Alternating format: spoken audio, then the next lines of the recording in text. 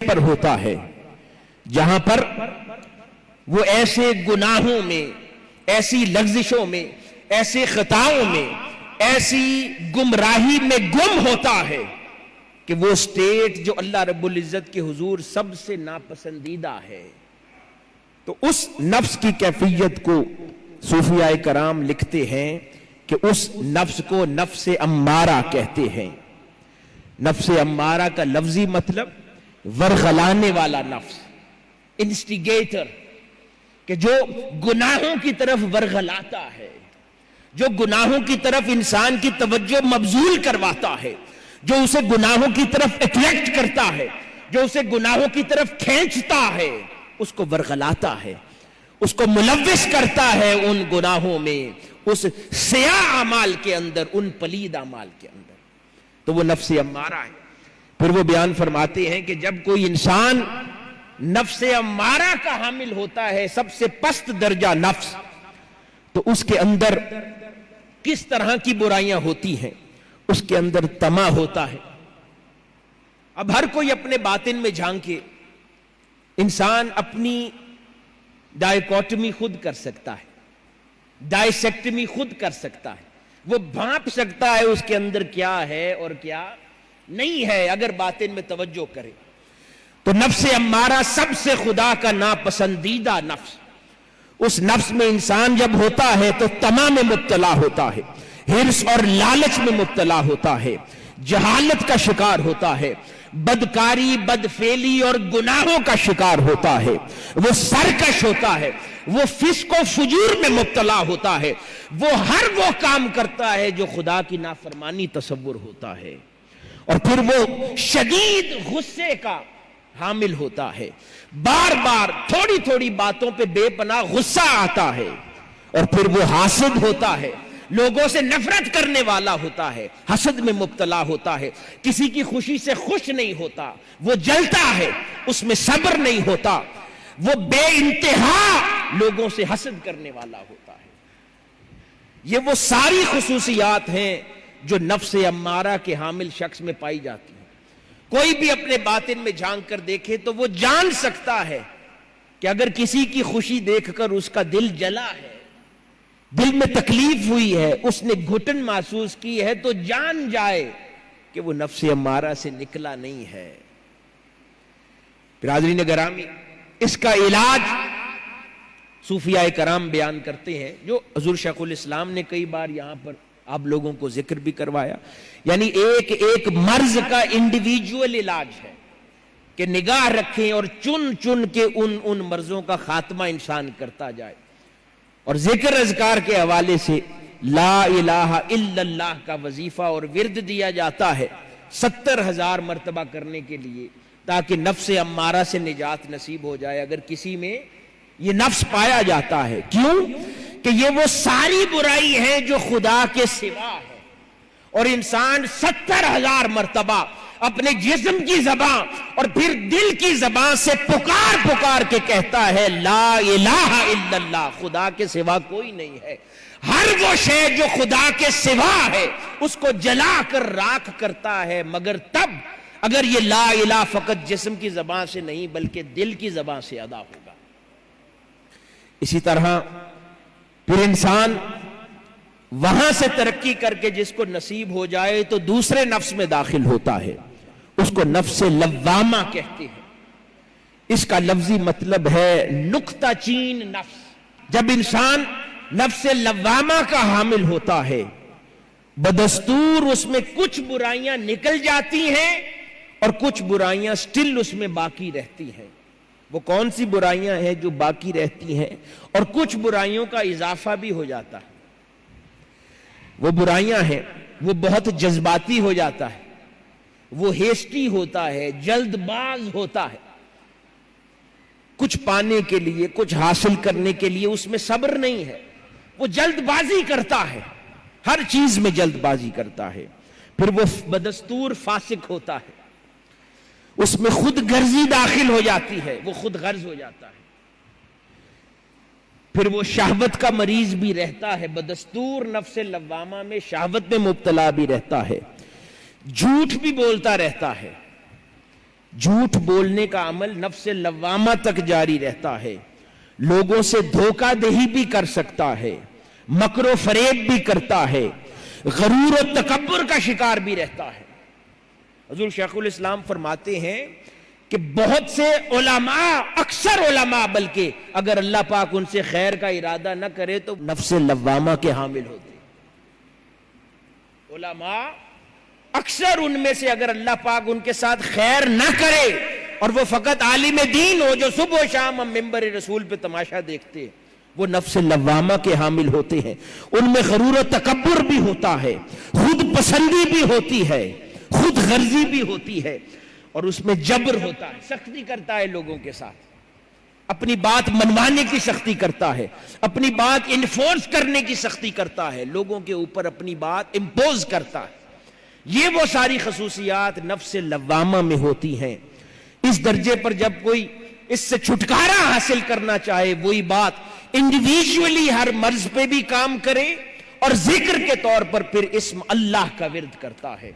اور اسم اللہ کا ورد پھر 60,000 مرتبہ اس کو پرسکرائب کیا گیا ہے کہ وہ اپنے زبان حال سے بھی اور زبان جسد سے بھی، دونوں زبانوں سے اللہ کو پکارے تو وہ وظیفے کا کام کرتا ہے، اور باقی پھر انڈیویجولی اپنی زندگی میں ان امراض پہ کام کرتا رہے اور خلاصی نصیب ہو جائے تو پھر وہ تیسرے نفس میں پروموٹ ہو جاتا ہے۔ تیسرا نفس پھر بہتر نفس ہے، تیسرا نفس بہتر نفس ہے، جس کو نفس ملہمہ کہتے ہیں۔ اس کا لفظی مطلب ہے القاء کرنے والا یا حوصلہ افزائی کرنے والا، یعنی اس تیسری منزل سے حوصلہ افزائی شروع ہو جاتی ہے۔ جب انسان نفس لوامہ کراس کرتا ہے اور اس کی باطنی کیفیت نفس ملہمہ پر فائز ہوتی ہے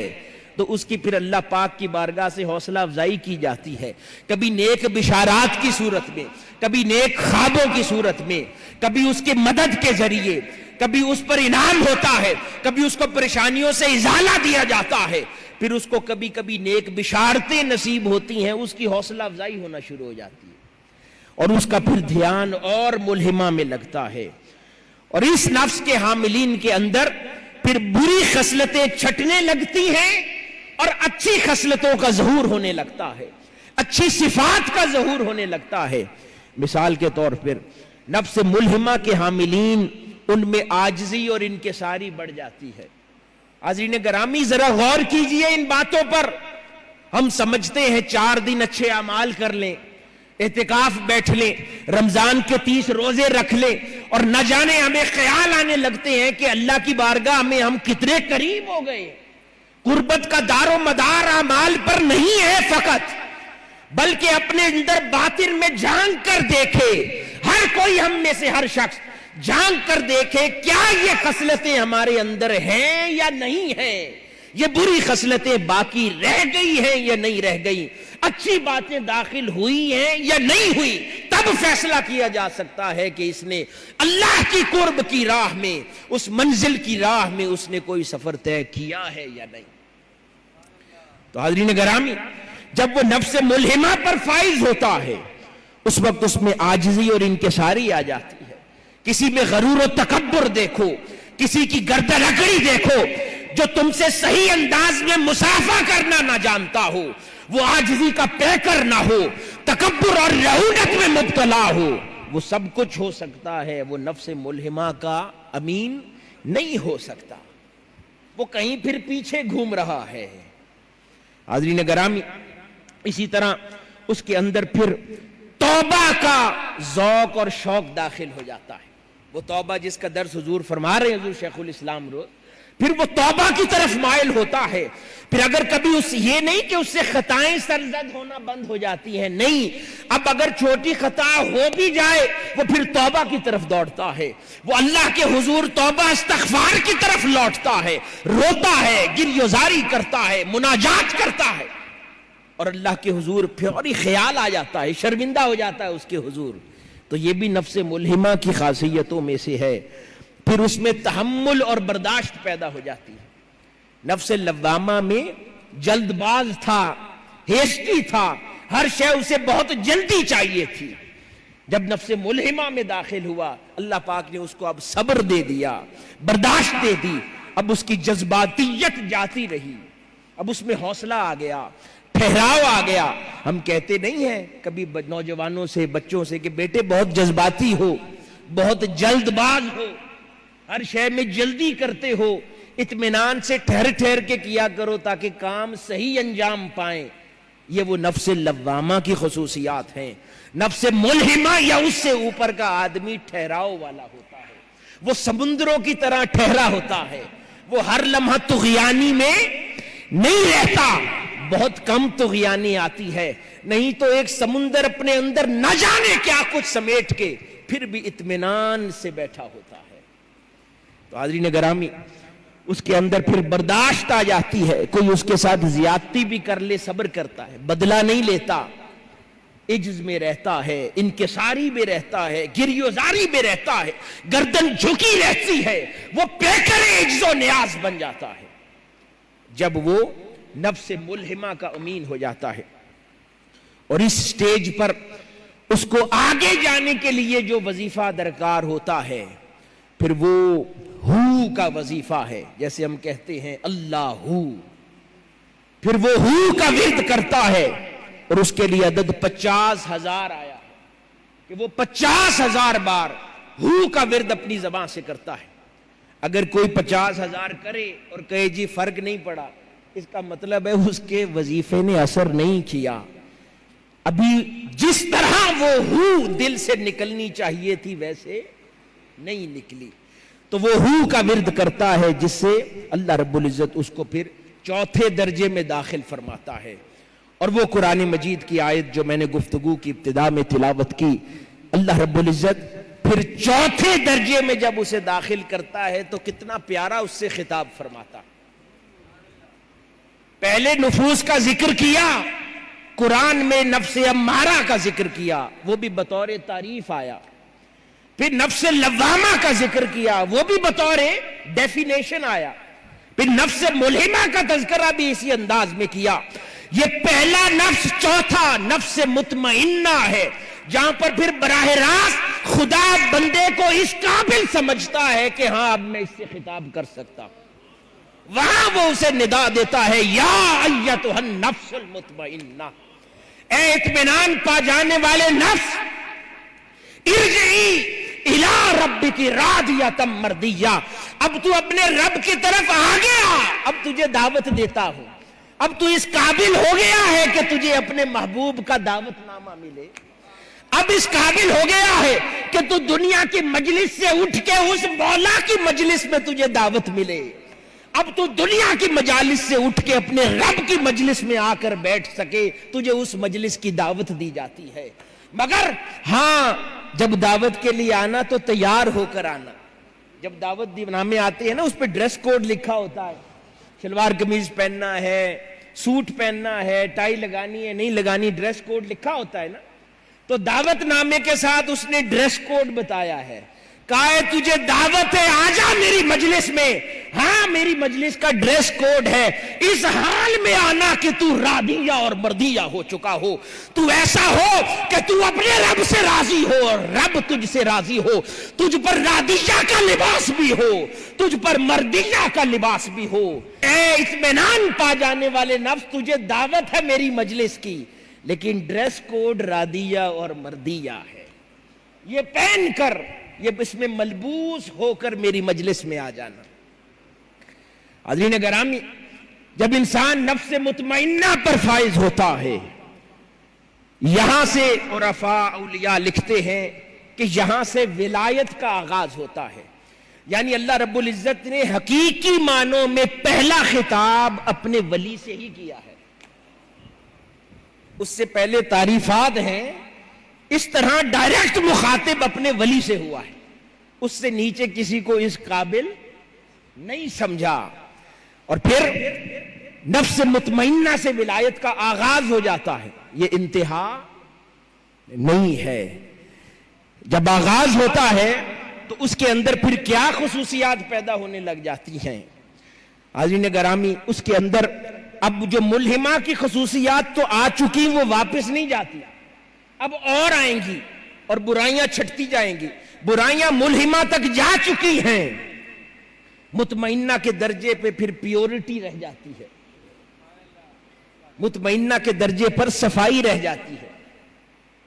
پھر ان کے اپنے درجے کے مطابق اہل اللہ کے معاملات ہوتے ہیں۔ جب اس درجے پر کوئی پہنچتا ہے پھر اس میں سخاوت آ جاتی ہے، پھر وہ مال کی سخاوت بھی کرتا ہے، علم کی سخاوت بھی کرتا ہے، فیض کی سخاوت بھی کرتا ہے، توجہات کی سخاوت بھی کرتا ہے، پھر اس کو اطمینان قلب نصیب ہو جاتا ہے،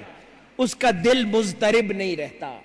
اس کا دل اضطراب میں نہیں رہتا، کیونکہ جب وہ ولی ہو گیا اس کو وہ شان عطا کر دی جس کے بارے میں قرآن مجید میں اللہ پاک فرماتا ہے اب ان کو نہ کوئی غم ہے نہ انہیں کوئی خوف ہے،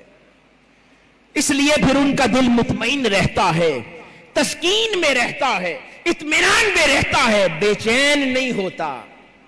کیا نہیں ہوتا؟ بے چین نہیں ہوتا۔ یہ شان اہل اللہ کو ہوتی ہیں جن کے دل ایک سی حالت میں رہتے ہیں، چاہے باہر جتنا ہی ہنگامہ کیوں نہ بپا ہو، چاہے گولیاں چل رہی ہوں،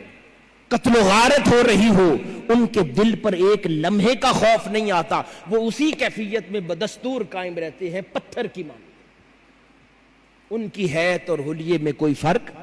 نہیں پڑتا۔ پھر ان میں علم و دانش کا اضافہ ہونے لگ جاتا ہے، یعنی اللہ رب العزت علم دین کا پھر فہم نصیب کر دیتا ہے نفس مطمئنہ، یعنی پھر وہ چاہے علم دین میں بہت زیادہ پڑھے ہیں یا نہیں پڑھے، وہ جو حضور شیخ الاسلام خرد میں فرما رہے تھے نا کہ اللہ رب العزت ان کو برہان نصیب کر دیتا ہے، یعنی علم دین کے ذریعے اور فہم کے ذریعے ان کو غلط اور صحیح کی پہچان ضرور ہوتی ہے۔ ہو سکتا ہے وہ آپ کو قرآن یا حدیث سے دلیل نہ دیں، لیکن انہیں پتہ ہے کہ کیا سچ ہے کیا غلط ہے، کیا قرآن میں درست ہے کیا غلط ہے، وہ برہان نصیب ہو جاتی ہے علم دین اور دانش کے ذریعے، پھر وہ صاحب احسان ہو جاتے ہیں، نفس مطمئنہ کے امین۔ اور اللہ رب العزت کے حضور ملہمہ میں صبر کرنا سیکھا تھا، مطمئنہ میں وہ شاکر بھی ہو جاتے ہیں۔ وہ ہر لمحہ پہلے وہ تکلیف پر صبر کرتا تھا جب ملہمہ کا امین تھا، جب مطمئنہ کا امین ہو جاتا ہے وہ تکلیف پر شکر کرنے والا ہو جاتا ہے۔ اب وہ فقط تکلیف پر صبر نہیں کرتا، وہ چھوٹا درجہ تھا، وہ اہل ملہمہ کرتے تھے، جب وہ مطمئنہ والوں میں سے ہوا وہ تکلیف پر بھی شکر کرنے والا ہو گیا، کیونکہ تکلیف بھی وہ دیکھتا ہے میرے محبوب کی طرف سے آئی ہے، میرے مولا کی طرف سے آئی ہے، میرے پیارے کی طرف سے آئی ہے، اب صبر نہیں کرتا بلکہ اس پہ بھی شکر کرتا ہے، تو یعنی وہ شکر گزار ہو جاتا ہے، اور پھر حقیقت کے معاملات اور امور سے آشنا ہونا شروع ہو جاتا ہے، رمز آشنا ہوتا ہے، لوگوں کے معاملات سے جاننا شروع کر دیتا ہے، کائنات کی حقیقتوں پہ کچھ نہ کچھ واقف ہونا شروع کر دیتا ہے،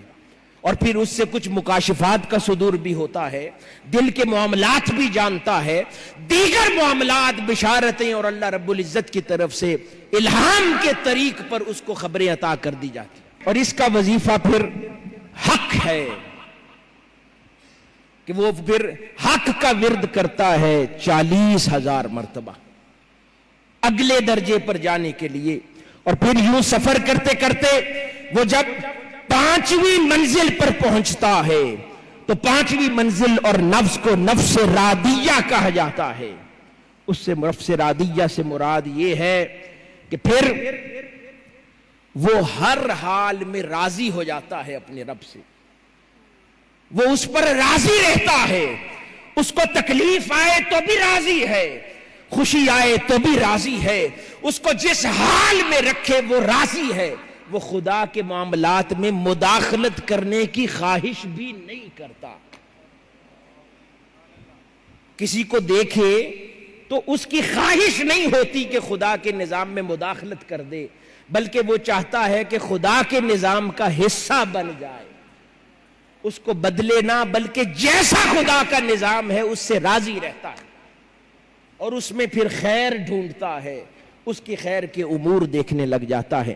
اور جب حاضرین گرامی جب وہ راضیہ پر فائز ہوتا ہے اس کے اندر پھر جو چیزیں داخل ہوتی ہیں ان میں سے پہلی شے کرامات کا پھر اس سے کرامات کا ورود اور ظہور بھی ہونے لگ جاتا ہے نفس راضیہ پر، اور پھر اس کی شخصیت اعتدال پذیر ہو جاتی ہے۔ بڑی خوبصورت بات، ہم کئی بار سمجھتے ہیں نا، ہم گڈمڈ کرتے ہیں، سارے لفظ جمع کر دیتے ہیں کہ یہ بھی ہو، یہ بھی ہو، یہ بھی ہو۔ ان صوفیاء نے کتنے خوبصورت انداز میں سائنس بیان فرمائی ہے، کہا نہیں، پہلے تم چاہ کے بھی اعلیٰ درجہ اعتدال نہیں حاصل کر سکتے، کہیں نہ کہیں بائسنس رہے گی، کسی ایک جانب کا غلبہ رہے گا۔ ہاں، جب خدا تمہیں راضیہ پر فائز کر دے گا، ان لوگوں کو صاحب اعتدال کہا جاتا ہے۔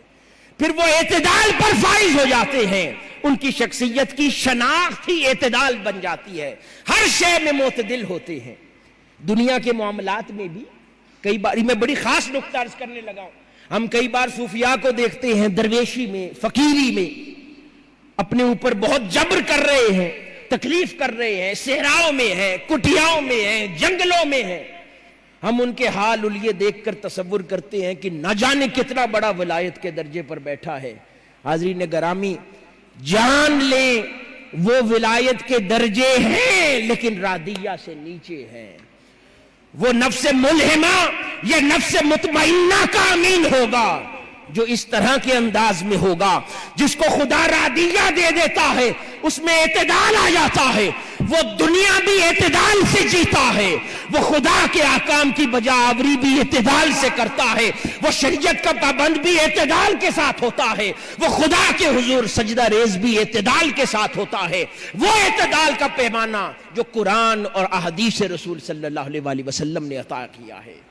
پھر وہ اپنی خواہش سے اپنی ذات پر جبر نہیں کرتا، پھر جو حدود و قیود، جتنی ریاضت کی حد خدا اور مصطفیٰ نے مقرر کی ہے وہ اس میں جیتا ہے۔ پھر یہ نہیں کرتا کہ اگر تاجدار کائنات صلی اللہ علیہ وآلہ وسلم کی سنت 8 رکعت نماز تہجد ہے رات کو، پھر اس کا وظیفہ وہی 8 رکعت پڑھنا ہوتا ہے، کیونکہ پھر زندگی اعتدال ہے۔ اب وہ ریاضتوں کی سخت بھٹیوں سے آگے نکل آیا۔ ملہمہ میں وہ اپنی نفس کشی کرتا تھا،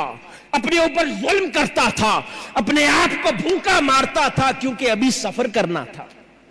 کیونکہ ابھی باطن کی برائیوں کا خاتمہ کرنا تھا۔ وہ ساری رات کبھی اپنے بالوں کو رسی سے باندھ کر لٹکاتا تھا کہ نیند کے جھونکے نہ آئے، کبھی 3 دن بھوکا پیاسا رہتا تھا کہ نفس کو موت نصیب ہو جائے۔ کبھی کیسی ریاضت کرتا تھا، کبھی دنیا کی آلائشیں اور آسائشوں کا تارک ہو کر جنگلوں میں نکل جاتا تھا۔ لیکن جب اللہ رب العزت نے اس کو راضیہ کا بلند مقام عطا کیا، وہ جنگلوں سے پھر لوٹ آیا شہروں میں۔ یہ جتنے بلند اہل اللہ ہیں، خواجہ غلام فرید رحمت اللہ علیہ ہوں، 13 سال آپ نے روحی کے صحراؤں میں آپ نے تکلیف اٹھائی، لیکن بڑے اہل اللہ میں سے کوئی ایسا نہیں ملے گا جو اپنی عمر کے اواخر میں پھر شہروں میں لوٹ نہ آئے ہو۔ انہوں نے زندگی کا ایک حصہ تپتے ریگزاروں میں یا جنگلات میں تکالیف اٹھاتے گزارا، وہ ان کی ریاضت تھی۔ لیکن جب اللہ نے پچھلے مقامات سے اٹھا کر اونچے درجوں پر اللہ پاک نے فائز کیا تو پھر شہروں میں لوٹ آئے، کیونکہ پھر ضرورت ہے اس مقام کی کہ اعتدال آ جائے۔ اعتدال وہ جو اللہ نے قرآن اور رسول اللہ صلی اللہ علیہ وسلم کی تعلیمات کے ذریعے عطا کیا۔ یہ ہماری ڈیفینیشنز گڈ مڈ ہیں، ہم اپنی پسند اور اپنی خواہشات کے مطابق تعریف ولی کی مقرر کرتے ہیں۔ اللہ اور اس کے رسول نے جو عطا کی ہے اس کو سمجھیں۔ یہ سب ریاضتیں ضروری ہیں آج ہمیں، لیکن جس کو بلند پایا اہل اللہ، جن کی صحبتوں میں ہم لوگ بیٹھتے اٹھتے ہیں، ان کی زندگی کے اعتدال دیکھیں۔ دنیا بھی اعتدال سے جیتے ہیں، اولاد کو بھی بالکل اپنے حال پر نہیں چھوڑا، ان کے حقوق بھی پورے کرتے ہیں، دین کے حقوق بھی پورے کرتے ہیں، اپنے نفس کے حقوق بھی پورے کرتے ہیں، اور پھر اللہ رب العزت کے حضور اپنی ترقی اور بلندی کا سفر بھی جاری رکھتے ہیں۔ تو ہمارے قائد نے تحریک منہاج القرآن کے ہر فرد کو اعتدال سکھایا ہے یا نہیں سکھایا؟ سکھایا ہے۔ تو اب بات سمجھ آئی کہ یہ اعتدال کون سی شے لاتی ہے۔ اعتدال تو شروع سے ہی چاہیے، لیکن فرمایا کہ تم اس پر قابو نہیں پا سکو گے جب تک راضیہ نہ مل جائے، قابو تب پاؤ گے جب نفس راضیہ پر فائز ہو جاؤ گے، اور پھر اس کے اندر نفس راضیہ میں عشق اور محبت کا بتدریج اضافہ ہونے لگ جاتا ہے۔ پہلے اس کے اوپر ریاضت، خاکساری، عجز و نیاز کا ملہمہ میں غلبہ تھا، اس کو اپنے گناہ نظر آتے تھے۔ وہ جو حضور شیخ الاسلام فرما رہے تھے رات کو نا کہ چھوٹے چھوٹے گناہ بہت بڑے نظر آتے تھے، وہ ملہمہ تھا کہ جب چھوٹی چھوٹی برائیاں بہت بڑی کر کے دیکھتا تھا، اس پر پشیماں ہوتا تھا، اس پر روتا تھا، مناجات کرتا تھا، اس کا تارک ہونے کی کوشش کرتا تھا۔ پھر جب مطمئنہ ہو گیا، اللہ پاک نے اس کو صبر دے دیا، اس کو کچھ امید دے دی کہ تیری ملہمہ کے دور کی ریاضت کچھ قبول کر لی، اسے اب امید مل گئی، اطمینان ہو گیا، اسے پتا چل گیا کہ اب میرا دامن پکڑا گیا ہے، میرا ہاتھ اب کسی نے تھام لیا ہے، اب اس جہاں میں تنہا نہیں ہوں۔ وہ اطمینان اس کو مطمئنہ پر نصیب ہو گیا، اور پھر جب راضیہ میں گیا، اب اس مالک حقیقی جس نے اس کو مطمئنہ میں اطمینان دیا تھا، اب اس سے پیار ہونا شروع ہو جاتا ہے۔ اے مجھے اطمینان دینے والے، اب میں تیری طرف انس محسوس کرتا ہوں۔ اے مجھے اطمینان دینے والے، اب مجھے تو پیارا لگتا ہے۔ اے اطمینان دینے والے، اب تو میرا محبوب بنتا جا رہا ہے۔ اے مجھے اطمینان دینے والے، اب تجھ سے میں ڈرتا نہیں ہوں، ڈرتا ہوں تجھ سے، لیکن اس ڈر میں پیار پوشیدہ ہے۔ اب تجھ سے پیار کرتا ہوں، اب تیری دوزخ سے نہیں ڈرتا، تیری ناراضگی سے ڈرتا ہوں۔ اب تیری آگ سے نہیں ڈرتا، تیرا چہرہ مجھ سے پھیرے جانے سے ڈرتا ہوں۔ اب تیری دوزخ کے عذاب کی باتیں سن کر خوف نہیں آتا، خوف اس بات سے آتا ہے کہ کہیں تو مجھ سے چہرہ نہ پھیر لے، کہیں تو مجھ سے کلام بند نہ کر دے، کہیں تیری توجہ مجھ سے ہٹ نہ جائے، کہیں تیرے انعام مجھ پر بند نہ ہو جائیں۔ ڈر کی نوعیت بدل جاتی ہے، کس مقام پر؟ راضیہ کے مقام پر۔ اور پھر حاضرین گرامی، اس مقام میں پھر ہر وہ شے جس سے منع کیا گیا ہے اس سے اجتناب کرتا ہے، وہ ایک زون اپنے ارد گرد بنا لیتا ہے، اور ہر نافرمانی کی شے چھوڑ دیتا ہے، ہر ڈاؤٹ فل شے بھی چھوڑ دیتا ہے، جس میں ہلکا سا گمان بھی جائے، یہ اس کی شناخت ہو جاتی ہے۔ اور پھر اس کا سونا، اس کا کھانا، ان چیزوں کے اندر گریجولی کمی لانا شروع کر دیتا ہے۔ اسی طرح پھر اللہ پاک اس کو جو وظیفہ عطا فرماتا ہے وہ ہے حی۔ ہم کرتے ہیں نا حیو یا قیوم، تو اس کا پہلا اسم مبارک ہے حی۔ یہ وظیفہ ہے جو اس کو 30,000 مرتبہ کرنے کے لیے دیا جاتا ہے۔ یہ ہم ارلی سٹیج پہ سارے وظیفے کر لیں تو اچھا سویٹ ڈش بن جاتی ہے، مکسچر، لیکن وہ ضروری نہیں ہے کہ آپ کی مرض کا علاج بھی ہے۔ یہ اسی طرح ہی ہے کہ کوئی نہ کوئی مرض تو ہوگی مجھے، چلو یہ 8-10 دوائیاں جمع کر کے اکٹھے کھا لیتا ہوں۔ ہم ایسے ذکر کرتے ہیں، ہمارا ذکر ایسا ہوتا ہے 8-10 دوائیاں جمع کر کے ساری ایک نشست میں کر دیتے ہیں کہ کوئی تو لگے گی۔ اس لیے صحیح تشخیص کے بعد اس کا علاج کرنا ضروری ہے۔ اور جب انسان چھٹی منزل پر پھر پہنچتا ہے، اس کو نفس مردیہ کہتے ہیں۔ نفس راضیہ پر پہلے وہ اپنے رب سے راضی ہوا تھا، اب جب وہ نفس مردیہ پر فائز ہوتے ہیں اس کو ندا دی جاتی ہے اب تیرا رب بھی تجھ سے راضی ہو گیا، اب تیرا رب بھی تجھ سے راضی ہو گیا۔ حاضرین گرامی، اب مردیہ کا مقام جلیل القدر اہل اللہ کا ہوتا ہے۔ اس مردیہ کے فائز پھر غوث اور اقطاب ہوا کرتے ہیں، مردیہ کے امین غوث اور اقطاب ہوا کرتے ہیں، یہ سب سے بلند درجہ ہوا کرتا ہے مردیہ، جس پر اللہ رب العزت سے رضا کی خبر مل جاتی ہے کہ تو نے جو سفر شروع کیا تھا لوامہ سے، ملہمہ تک آیا، ملہمہ سے تو مطمئنہ تک آیا، پھر راضیہ تک آیا، تیرا سفر میں نے قبول کیا، میرے بندے میں تجھ سے راضی ہو گیا۔ اس پر پھر فائز، ابدال، غوث، قطب، یہ درجے کی شخصیات ہو جاتی ہیں۔